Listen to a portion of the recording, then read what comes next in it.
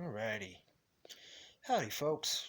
Cody here with IronVerse Comics, doing another IronVerse Quickies. Yeah, this time on Hallowed Harvest by the wonderful folks at, let me see, come on, at the Mythoverse Comics. Good stuff, good stuff. First off, a little context as soon as there you go. Little context on this impression. I'm a huge fan of the creative team, Mythoverse Comics. They have a dedication to the craft and to community building to be commended, and this work is a damn fine testament to both. However, as usual, I will do my utmost to not let these facts paint my impressions on the work itself. Hallowed Harvest is a Halloween anthology. It contains 6 short works, all themed in the Mythoverse universe, with varying creative team members in each work. This makes it hard to give an impression of the overall piece, but we'll start there and then work through each short. The entire package is well made, with no lettering issues I caught, nor blatant uncomfortable paneling or layouts.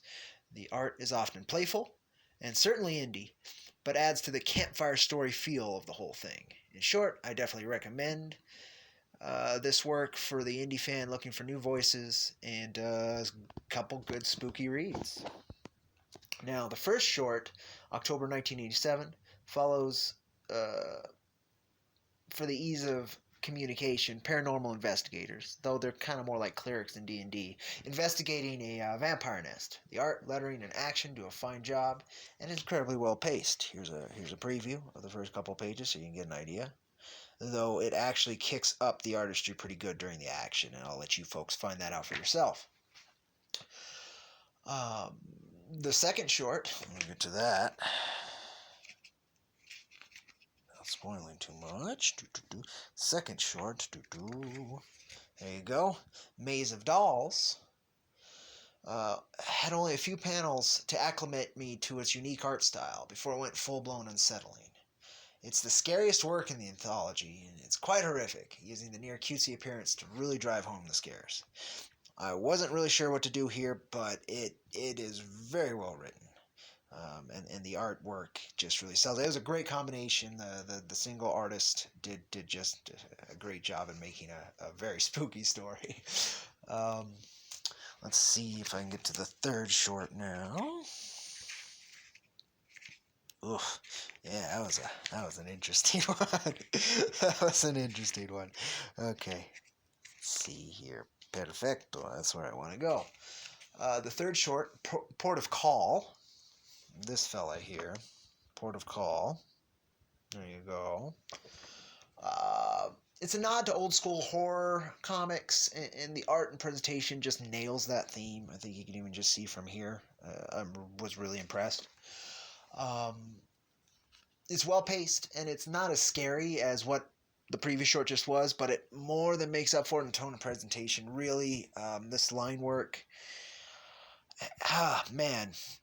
It really does take you back, and I think I would love to see more comics that take this feel. I kind of miss them. Let me see. I gotta go down here. All right, now I gotta catch up too, but that's easy enough. The fourth short, which was called the Blackfire Covenant, was actually a short story.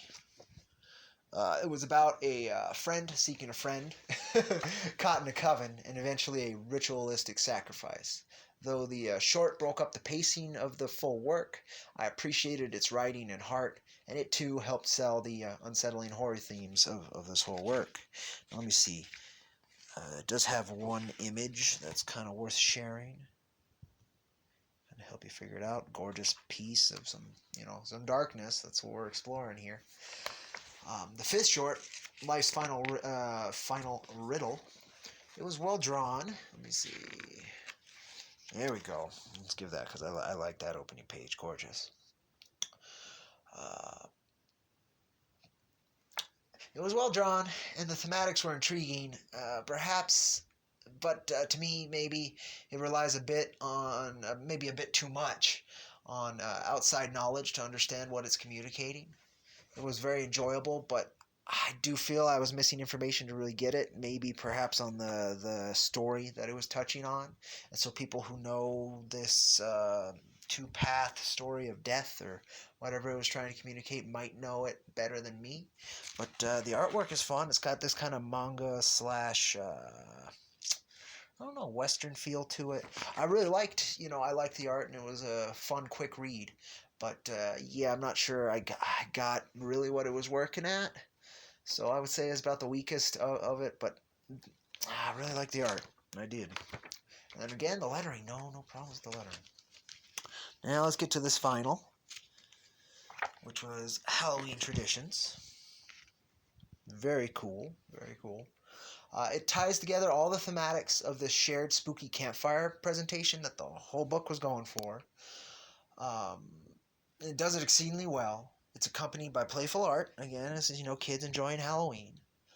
And it ends the journey with a nod to why we engage in these foolish, fun traditions, all in all. It was a perfect way to tie up this book. So really, all in all, I really enjoyed the read. It was a good distraction today. And I would say it's top-notch work from a talented group of young creators with nowhere to go but with more growth. And I can't wait to see more. Honestly, if you haven't checked out the Mythoverse, please do. This is just a small segment of it. There's 3 other books I will be looking at perhaps this week. And check them out, folks. Check them out. These are the wonderful talents that had participated in this anthology. All great folks. I don't know. That's that stuff there. You got your awesome cover art, all the legalities. But yeah, check them out, folks. And thank you for your time. I'm Cody with IronVerse Comics, and I'll catch you on that rusty IronVerse Comics trail. Keep on supporting indie, and I'll catch you next time.